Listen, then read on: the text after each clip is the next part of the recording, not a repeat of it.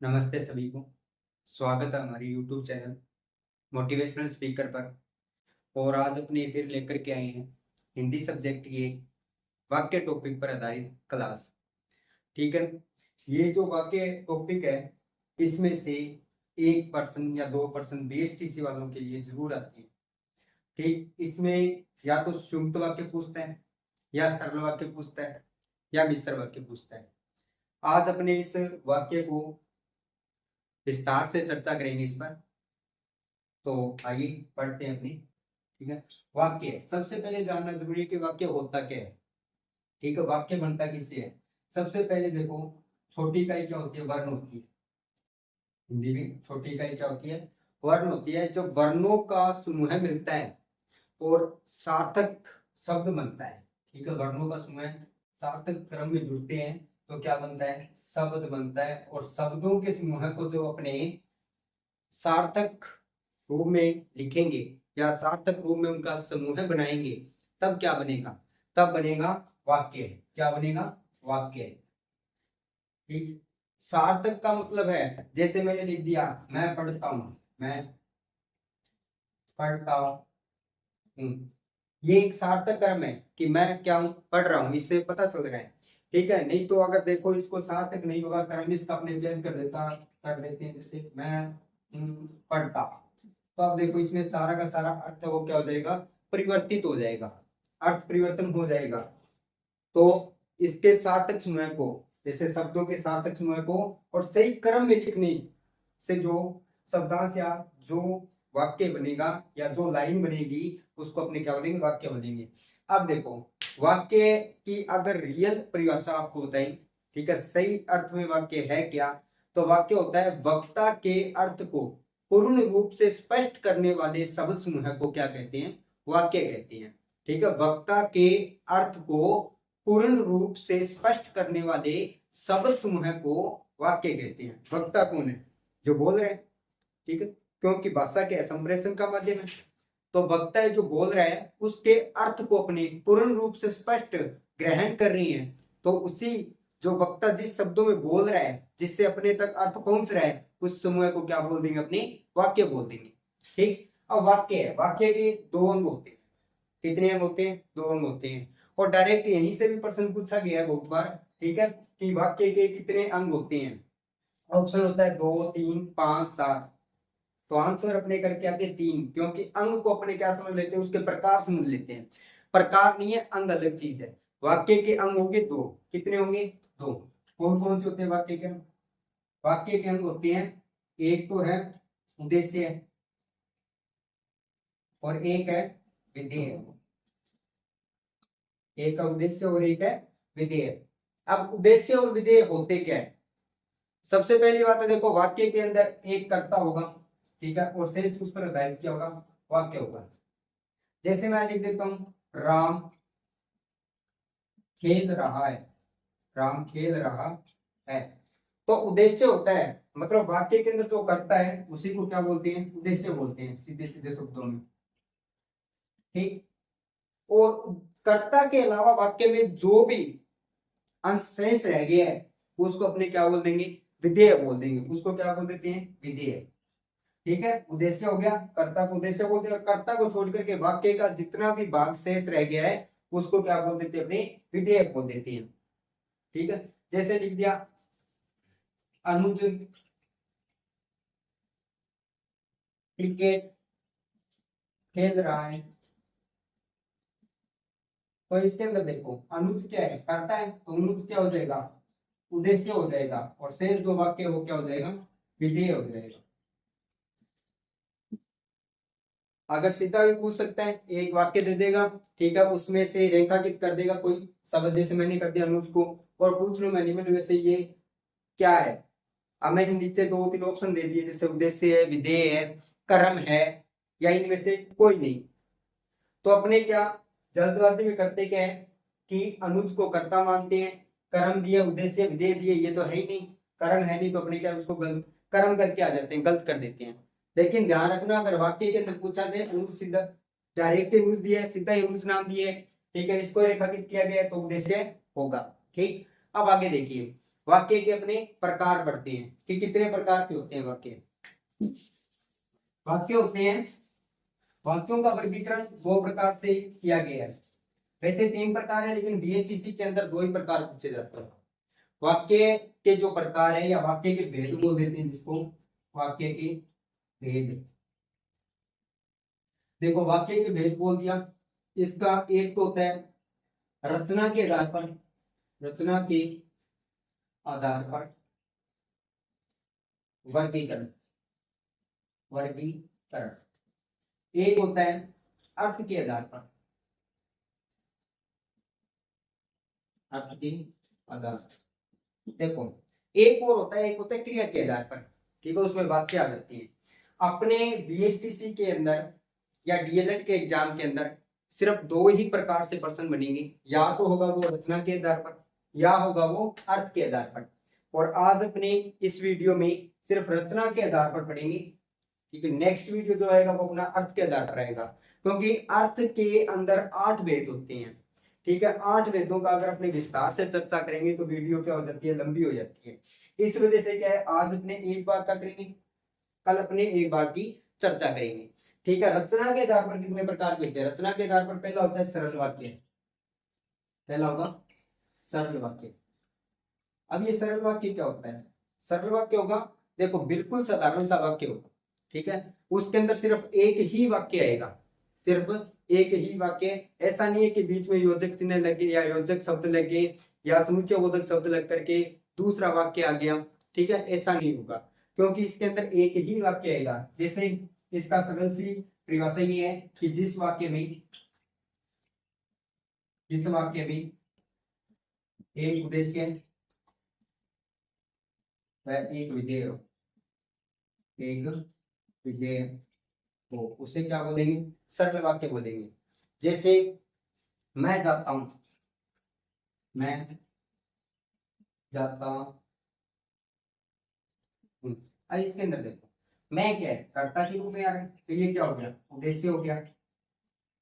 और बाकी जो शेष है वो क्या हो गया, विधेय हो गया। और अपनी जो परिभाषा है वो भी क्या बोल रही है, यही बोल रही है कि जिस वाक्य में एक उद्देश्य है और एक क्या हो, विधेय हो। जिस वाक्य में एक उद्देश्य और एक विधेय हो, उद्देश्य अपना कौन है इसके अंदर, उद्देश्य है मैं, और बाकी विधेय कौन सा हो गया, जाता हूं। तो मतलब एक ही उद्देश्य और एक ही क्या है, विधेय है। तो ये कौन सा वाक्य हो गया, ये हो गया सरल वाक्य। कौन सा वाक्य हो गया, सरल वाक्य हो गया, ठीक। अब देखिए 2 नंबर अपने जो वाक्य है वो है मिश्र वाक्य। मिश्र को मिश्रित वाक्य भी बोल देते हैं, मिश्रित वाक्य। देखो नाम से स्पष्ट है, मिश्रण या मिश्रित, मिश्र या मिश्रित मतलब मिश्रण। मिश्रण किन चीजों का होगा, किसी एक चीज का तो मिश्रण होगा नहीं, ठीक है, जिसके अंदर दो चीज मिली हो, ठीक है, जिसके अंदर दो शब्द मिले हो, जिसके अंदर दो वाक्य मिले हो, ठीक है। मिश्रण दो वस्तुओं का ही होता है, ठीक है। तो अपने यहाँ पर दिया है मिश्र या मिश्रित, तो इसकी परिभाषा क्या हो जाएगी, देखो इसमें एक होता है प्रधान वाक्य, ठीक है, एक प्रधान वाक्य होगा और उस पर आश्रित उपवाक्य होंगे, मतलब वाक्य का छोटा रूप होगा। इसकी परिभाषा होती है जिस वाक्य में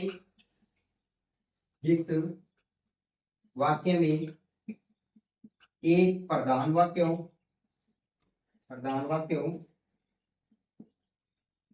तथा एक प्रधान वाक्य हो तथा उसके साथ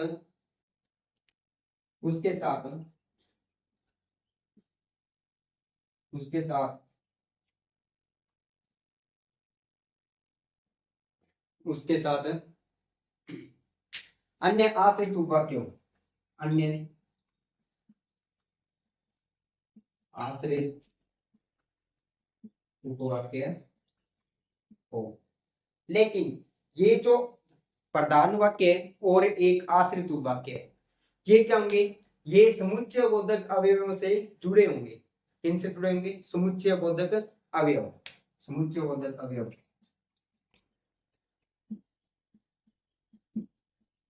बोधक अवयव ये होते क्या है, समुच्चय बोधक अवयव होती हैं जैसे चूंकि, क्योंकि, जब, तब, अर्थात, यदि, ताकि। ये जो शब्द है वो समुच्चय बोधक का कार्य करेंगे। ये जो शब्द है वो किसका कार्य करेंगे? समुच्चय बोधक का कार्य करेंगे।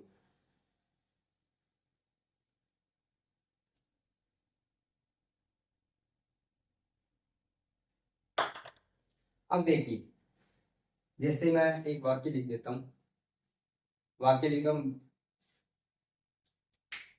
वे मेरे घर आए,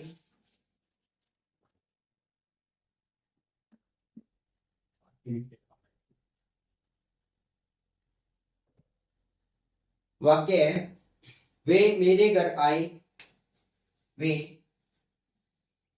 मेरे घर आए, ठीक, वे मेरे घर आएंगे, आएंगे, आएंगे, ठीक है, क्योंकि उन्हें, क्योंकि उन्हें अजमेर शहर घूमना है। देखो इसके अंदर प्रधान वाक्य कौन सा होगा? प्रधान वाक्य ये है वे मेरे घर आएंगे, क्योंकि ये बिल्कुल स्वतंत्र है, ना ये किसी पर आश्रित है, ठीक, ना ये किसी और के साथ में जुड़ा हुआ है एक बार। तो ये क्या हो गया अपने, अगर इतने को देखेंगे तो ये क्या है? प्रधान वाक्य है, ठीक है, प्रधान वाक्य। अब क्योंकि क्या है? क्योंकि अपना समुच्चय बोधक या योजक बोल देंगे, ये हो गया योजक शब्द। अब ये शेष क्या है? ये देखो ये किस पर आश्रित है? इस पर आश्रित है, क्योंकि ये देखो ये प्रधान वाक्य, ये बोल रहा है वो आएंगे, क्यों आ रहे हैं? क्योंकि उन्हें अजमेर शहर घूमना है, ये क्या है? इस वाक्य पर आश्रित है ना, तो ये क्या हो जाएगा? आश्रित उपवाक्य, ये हो गया आश्रित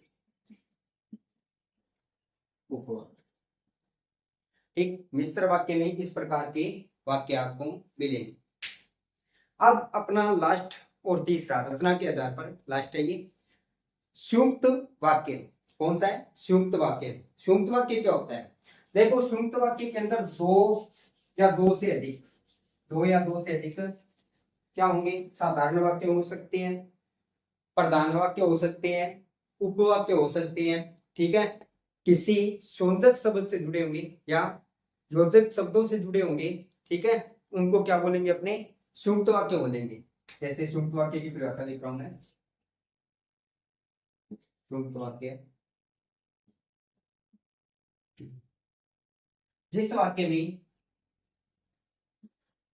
जिस वाक्य में दो या दो से अधिक, दो या दो से अधिक प्रधान वाक्य, साधारण वाक्य या उपवाक्य किसी संयोजक, संयोजक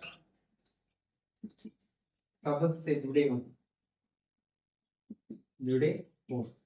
अब देखो संयोजक शब्द कौन से होंगे? संयोजक शब्द होंगे जैसे तथा, एवं, या, और कौन से हो जाएंगे? अथवा, और, अथवा, और कौन से हो जाएंगे? और है परंतु, लेकिन, परंतु, लेकिन। वाक्य किस प्रकार होगा?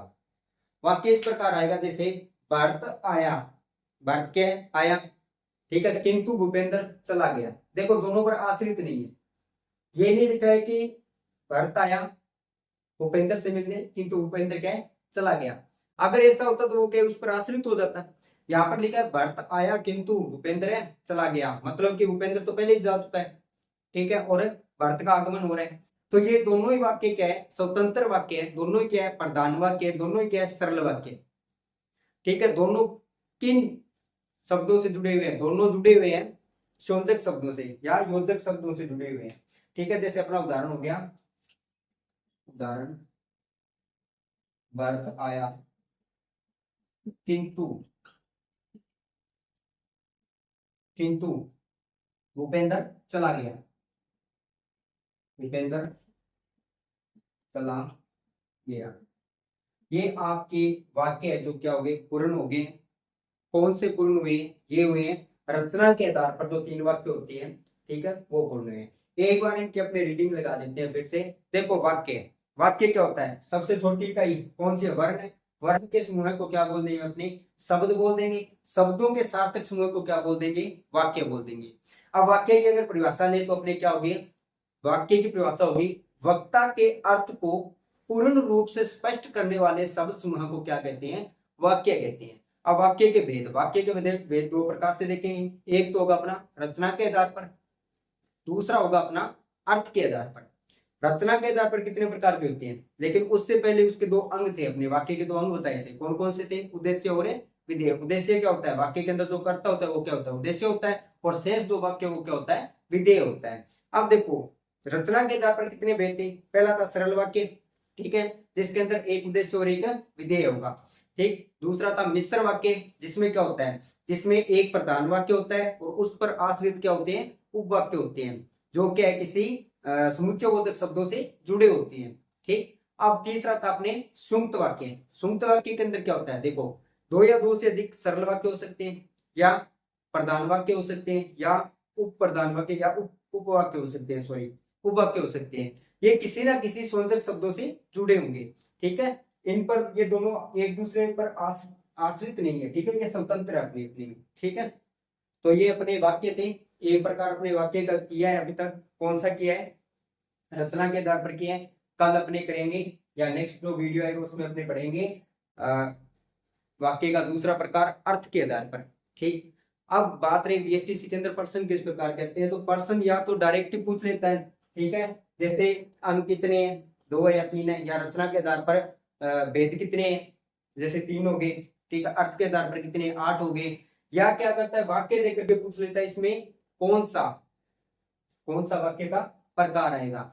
ज्यादातर तो ये होता है कि इसमें ज्यादातर बीएसटीसी में कौन सा पूछता है, बीएसटीसी में ज्यादातर पूछते हैं मिश्र वाक्य के जो एग्जाम्पल है या उदाहरण दे करके पूछा जाता है कि निम्नलिखित में से कौन सा मिश्र वाक्य का उदाहरण है। या हिंदी है, हिंदी के अंदर क्या करता है, ज्यादातर किसमें कंफ्यूज करता है, ज्यादातर कंफ्यूज करता है नहीं शब्द लगाकर।